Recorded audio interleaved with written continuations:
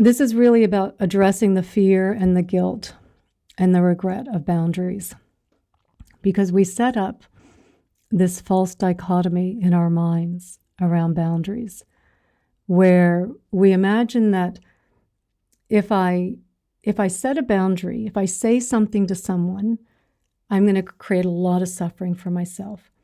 But if I don't say anything, it's just going to be a little bit of suffering for myself. When the reality is, it's not just that someone is treating you poorly or just doing things that you don't want to be doing. It's not just that you're living your life based on how others want you to live their life, based on how others want you to live, but it is the internal suffering that happens when we don't set boundaries.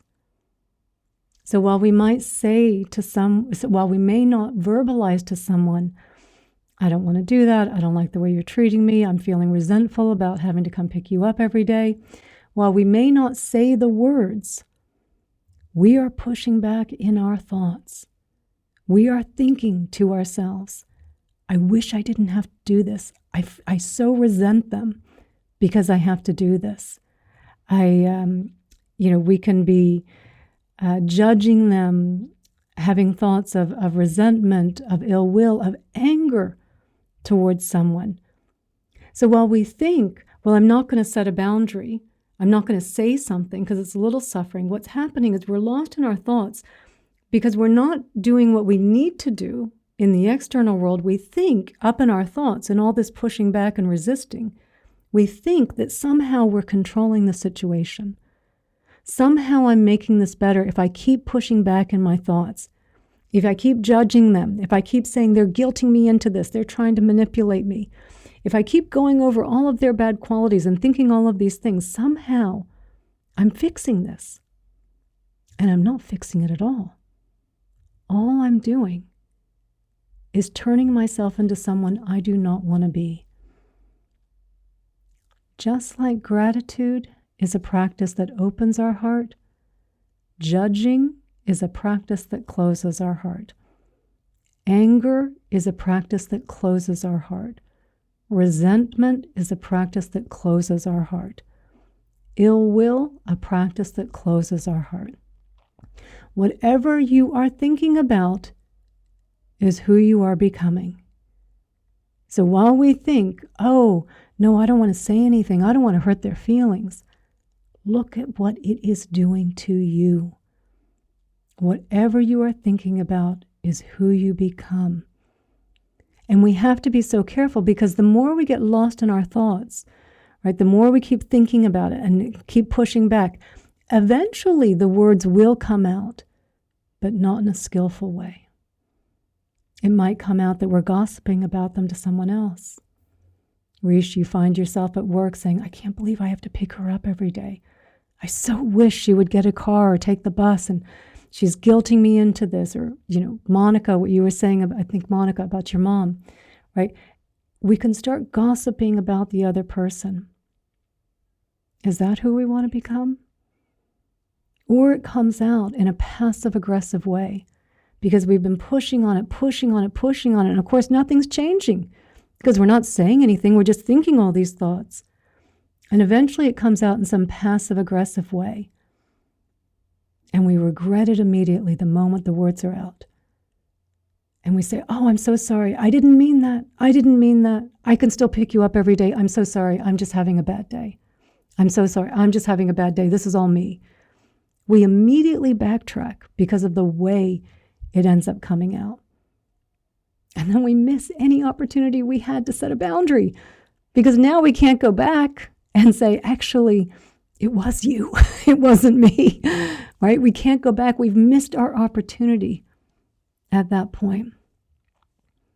So it's really important that we recognize just because we're not saying the words, we're not verbalizing them, all we're doing is internalizing our suffering. It's not a little suffering. It's a lot of suffering. And all of this advice that we're getting is from our ego. That's what we're lost in. All the pushing back, the judging, the resentment, the anger, the ill will is all our ego thoughts I wish that this wasn't happening, but don't say anything because they won't think you're a kind person either, right? It keeps us trapped, prolonged in this suffering. And an interesting thing about kindness, or kindness being very, very much the close sister of compassion. In Dr. Brene Brown's research, when she was researching compassionate people, and I don't remember how she put together this list of the most compassionate people in the world, people that did a lot of charity work, probably a lot of religious type people. When she interviewed them all, what she found, the common thread that she thought she would, in fact, she thought faith was going to be the common thread amongst all of them. It was boundaries. She was so surprised. Boundaries. They all had strong boundaries because they understood that if they didn't have strong boundaries, their compassion would be very short-lived.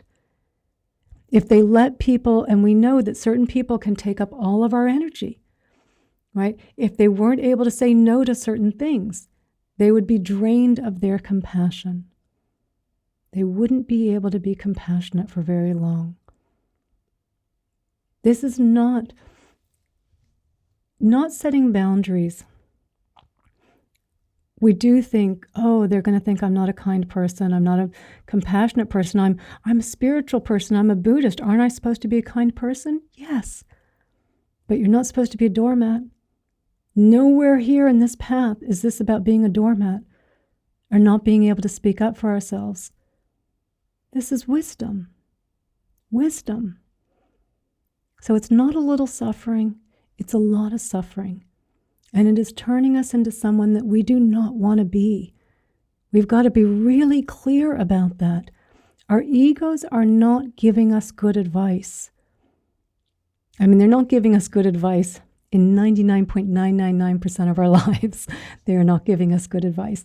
They are definitely not giving us good advice when it comes to boundaries. Our heart is what gives us good advice. This is where the wisdom is, in our hearts.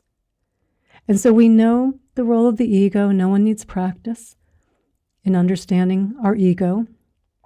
We're all pretty good at listening to our ego, but we do need to know how to come into our hearts, because the ego will just keep us lost. It will just keep us lost in the pushing back. It will never bring us clarity. It will never bring us courage. Even if we do say something out of the ego, it's passive aggressive. It's said in some way that really ends up cutting off our nose to spite our face. It ends up prolonging suffering. But when we know how to come into the heart, when we know how to access the wisdom of the heart, we do get clear. We have something to balance out. The ego saying this, and then we can see, what does the heart say? And we can get the courage from our heart to do what's right, to live our lives aligned with our values, to live our lives in a way that's clear and consistent for what we need to be peaceful, to be balanced, to feel whole. So we're going to do a heart-centered practice in a moment. I'm going to check. We're going to do a short practice because I want to give you, so first of all, I want you to know how to access the heart. And of course, if it's a really sticky situation, probably many of you are familiar with loving kindness meditation. I have a couple loving kindness on my teacher page. That's a great practice to do, to really get clear, to be able to diminish some of the ego thoughts, to really be able to get clear on what it is that we need to do. But also a heart-centered practice, just where we're coming in, we're activating the heart-centered energy, right? When we come in and we imagine that we're breathing in and out of our hearts, and I still bring us to our heart center, because even though our hearts are a little bit to the left, that's still getting a good part of our heart. Just by breathing in and out of our heart center, we start to bring our heart into coherence. What that means is we bring it into an optimal heart rate variability zone. There's a little bit of a differentiation in time between heartbeats, which is a healthy heartbeat. And when our heart is feeling safe, when it's beating at a normal, safe rate, it sends a message up to the brain and it says, hey, we are totally good.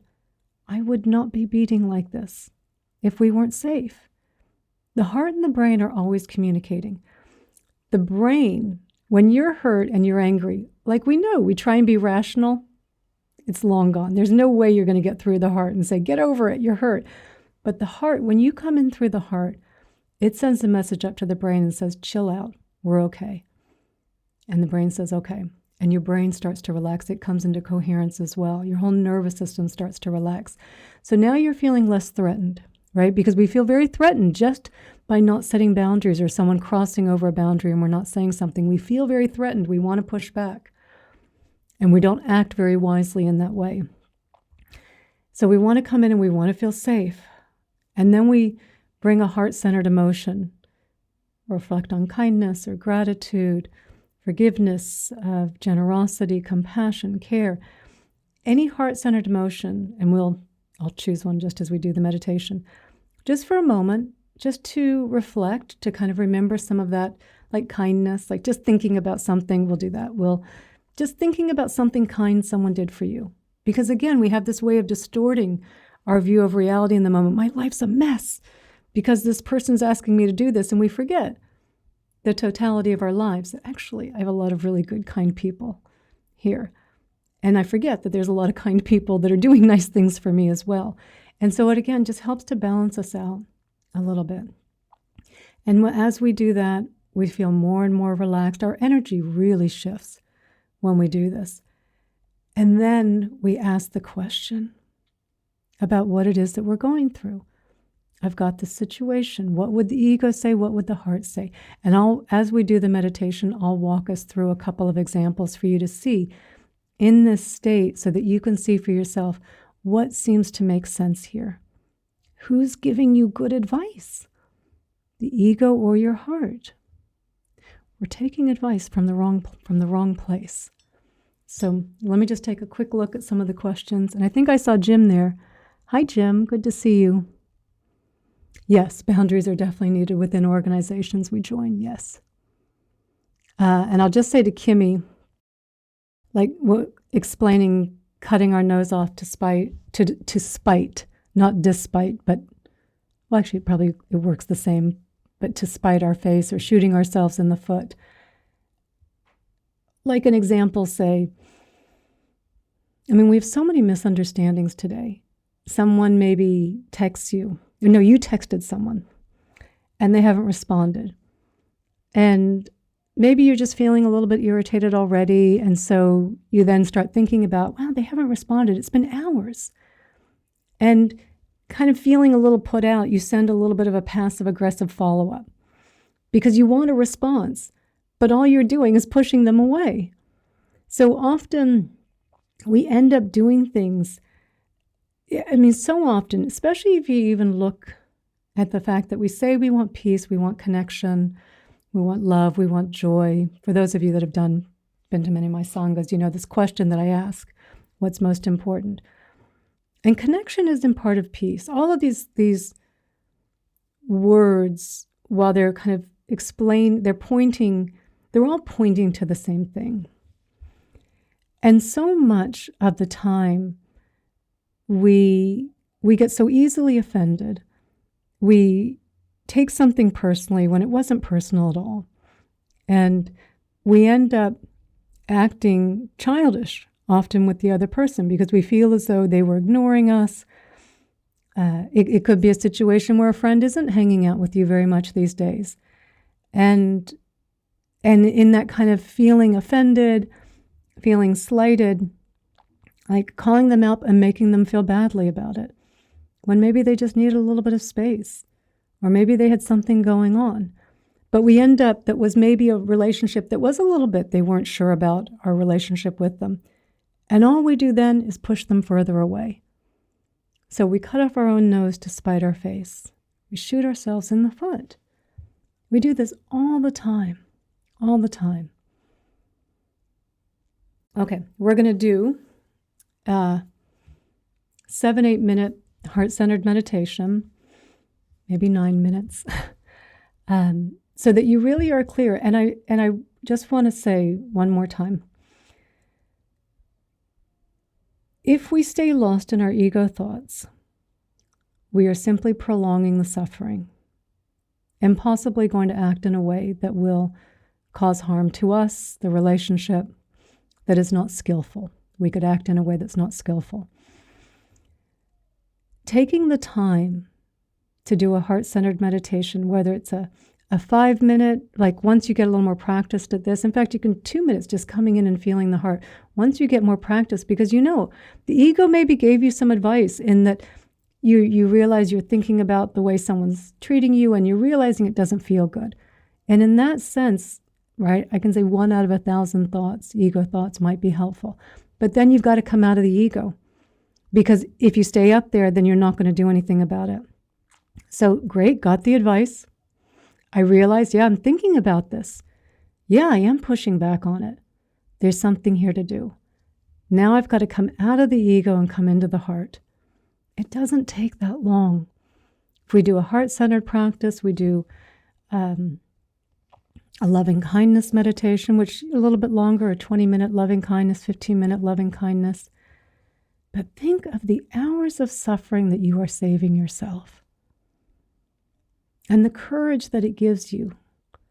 And as you do this more and more, you become, just as with anything, the more practiced you become at something, the easier it is for you. And it's a more immediate process, coming into your heart, breathing for a minute. Yep, I know what I need to do. I don't need to do it right away. Maybe if it's a situation like in Risha's situation, sometimes it's like I don't have to respond right away, and that's good. It's nice if we have that space, right? Just to say, okay, I know what I'm going to do. I have to keep thinking about it. I have to keep pushing back on it. I know what's going to happen here. And it really is empowering. It's not this kind of, oh God, I've got to have this difficult conversation later and I don't want to do it. It is really just the opposite, because your whole mindset towards these things change, right? You feel empowered. You feel like, no, I deserve happiness. I deserve people to treat me with respect and with kindness. And I deserve people to respect my boundaries. Right? And if this isn't something I'm comfortable doing, I need to be able to communicate that. Right? Not coming from a place of being a people pleaser, being kind. Yes, being kind, always being kind. But also not being dependent upon whether that person's going to respond well to it or not. Whether we ask them to do something and maybe they don't do it at all. Right? Maybe it's a neighbor that's doing something and you've asked them a couple times to turn down the music or to not park their car somewhere or something, but they don't listen to you and they keep doing it. Okay, you've done what you can do. Come into your heart. It's not the end of the world, right? If there is something that's a real fire hazard or something in the HOA, if you can take some further steps, just using that as an example because we had something similar last week on the call.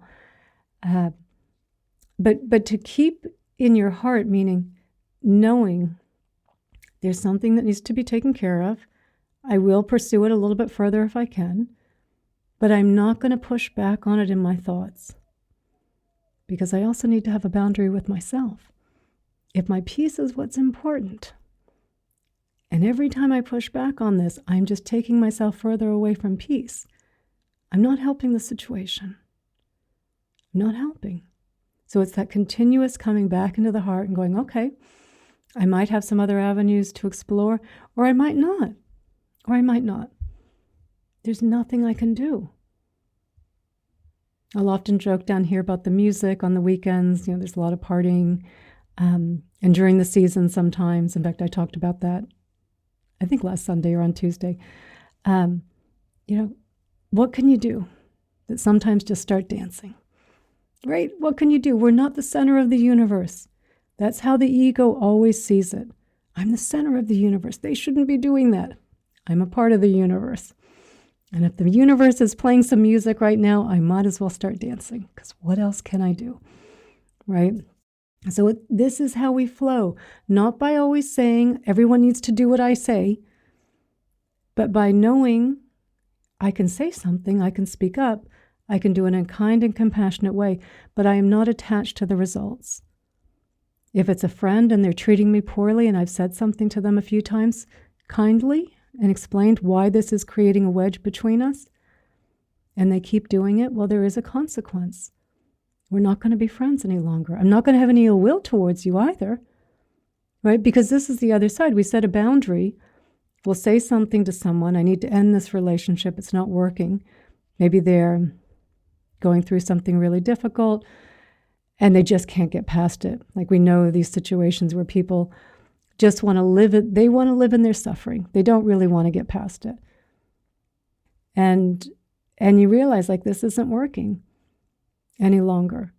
And you do start to pull apart, but you don't stop holding them in your heart because you know they're suffering. Even if they've been unkind, really unkind, a toxic relationship, and you need to end it. But you hold them in your heart because they're a human being and they're going through some really rough conditions. And it makes no sense to set a boundary with someone and then still to just resent them in our heart. We've done nothing. We're still in the penalty box. To be free is to set the boundary and to hold them in our heart. Okay, I did what I could do. I have no ill will towards them, but it wasn't a healthy relationship any longer. Right? This is the key, the heart.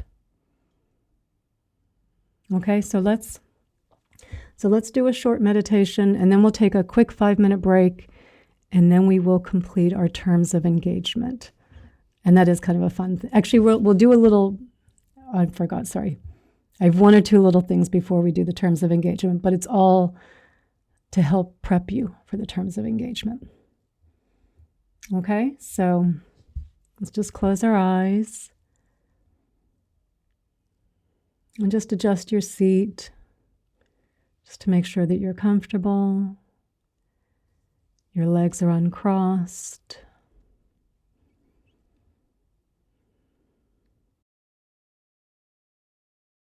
And just bring your attention to your heart center, in the center of your chest.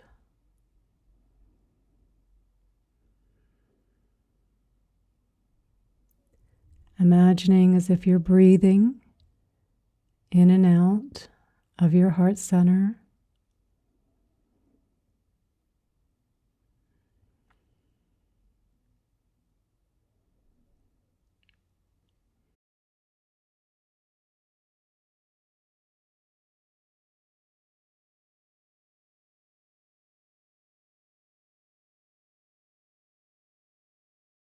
Feeling that gentle expansion and release.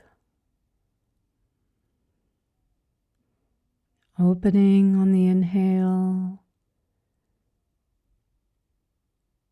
Softening on the exhale.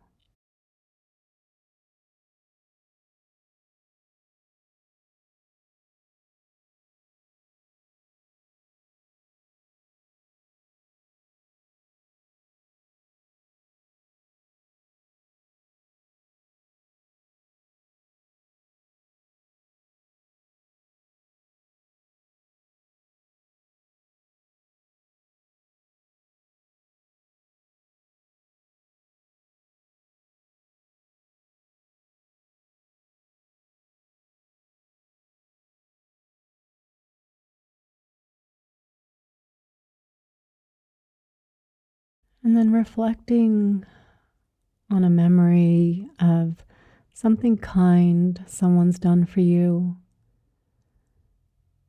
Doesn't matter how small the act of kindness. Doesn't matter how far back we go in our memory. Just thinking about a time when someone was kind to us. When someone went out of their way to be kind.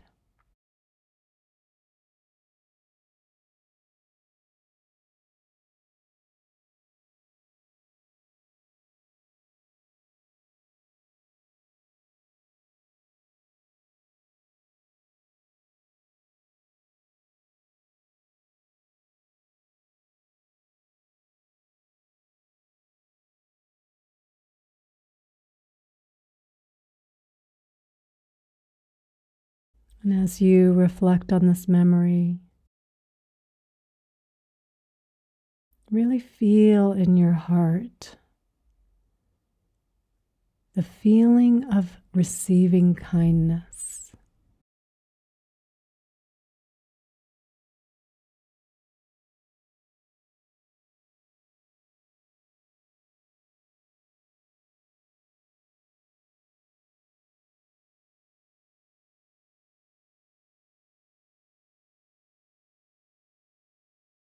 Remembering how good it felt to be acknowledged,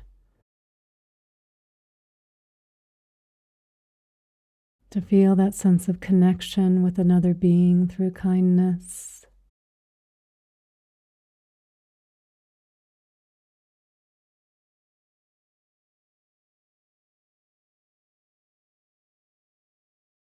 How it opens your heart.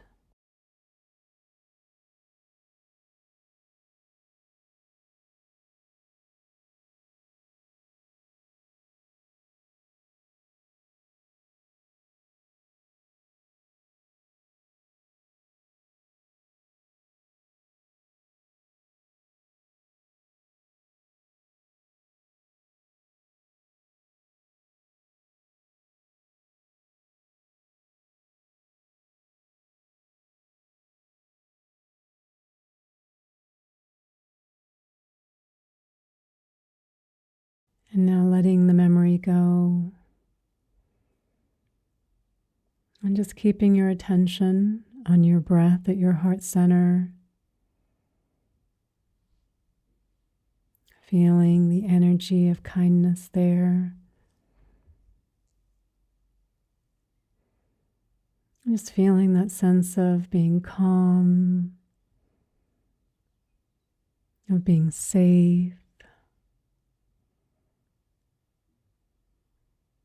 of feeling whole and complete as you rest your attention in your heart center.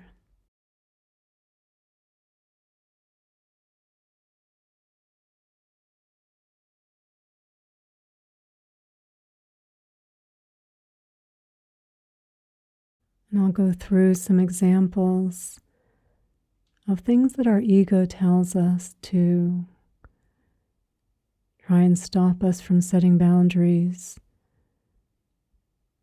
and what your heart might say instead. And just see what resonates with you.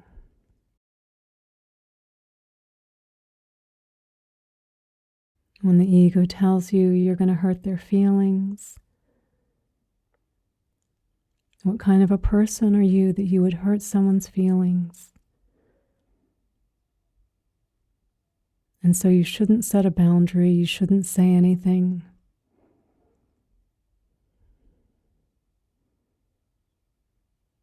But then your heart says, don't your feelings matter? And aren't you already hurting their feelings by avoiding them? By distancing yourself without saying anything?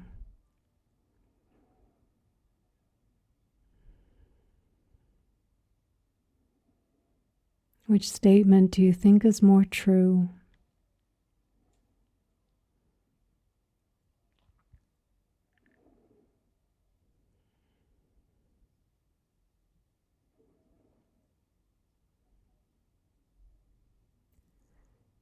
And when the ego says, don't set a boundary, this will hurt the relationship, your heart would say the relationship is already hurt. This is the only chance of saving it.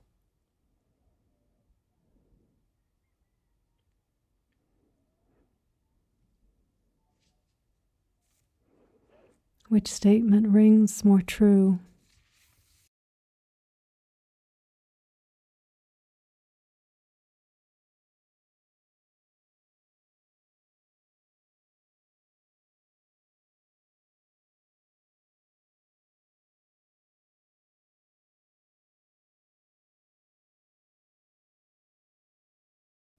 Or when your ego convinces you to tell a white lie,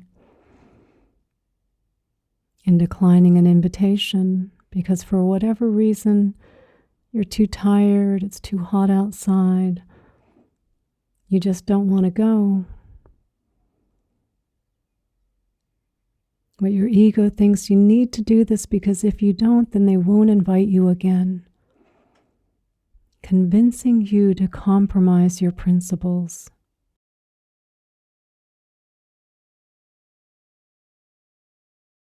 And your heart would remind you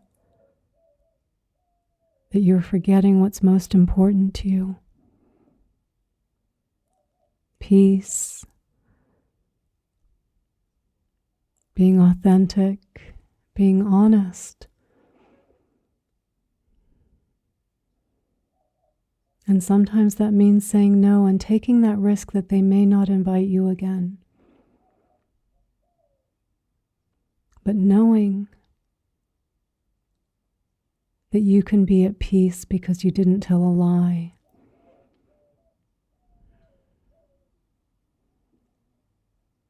It doesn't mean there's not a risk there, but it's which one can you live with?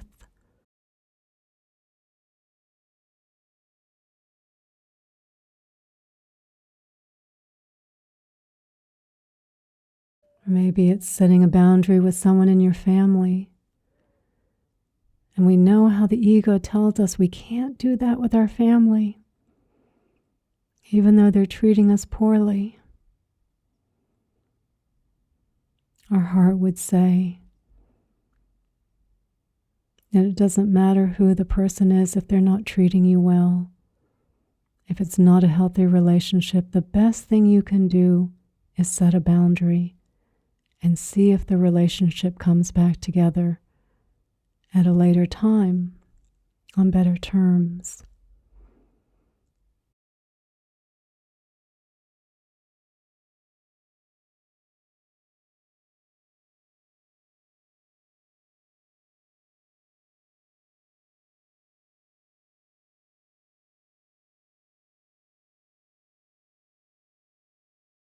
Our hearts will always give us the courage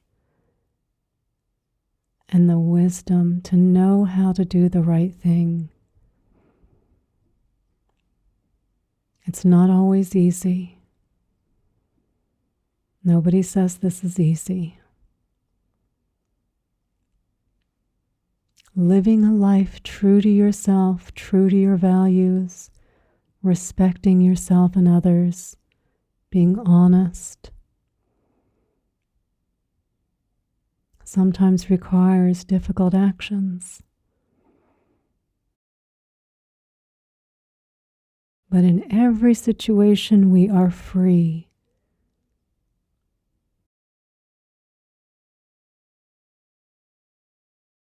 We are moving towards freedom.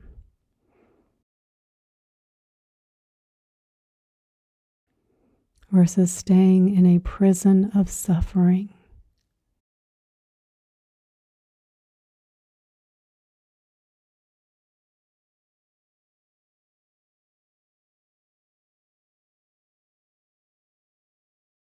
And just let those words settle into your heart center for just a few more breaths.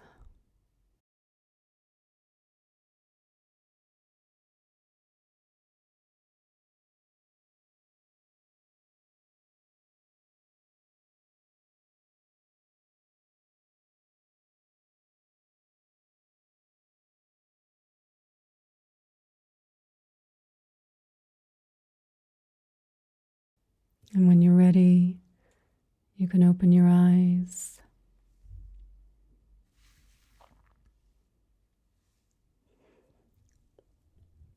So I hope that gave just a little bit of balance, of understanding the lies that our ego are telling us about why we shouldn't set boundaries,